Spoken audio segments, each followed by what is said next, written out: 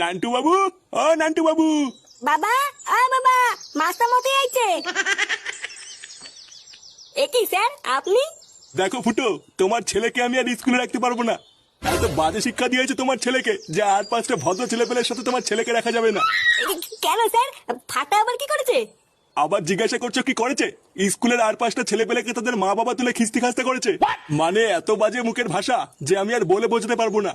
এমনকি ও আমাকে পর্যন্ত ক্লাস ভর্তি ছেলেপেলের সামনে খানকি ছেলে বলেছে। তুদিন ভাই, আমি তো এমনি এমনি বলেছি নাকি? জানো বাবা, মাস্টার মশাই তোমাকে বাঞ্চত বলেছে, তাই আমি মাস্টার মশাইকে খিস্তি মেরে দিয়েছি। এইসব কি বলছিস তুই? আমি তোর বাবাকে খিস্তি মেরেছি?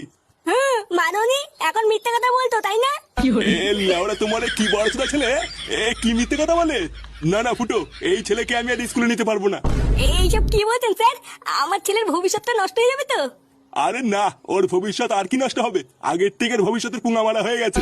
এত ঢ্যামনা ছেলেকে আমি আমার স্কুলে নিতে পারবো না। তুমি অন্য কোনো স্কুলে তোমার ছেলেকে ভর্তি করিও।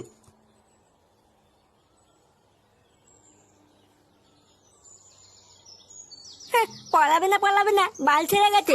আমার মা ভাত দাও, খিদে পাইছে। বাঞ্চত ছেলে, স্কুলে গিয়ে গা মারিয়ে এসে তোমার খিদে পেয়ে গেছে তাই না? চোরের বাচ্চা,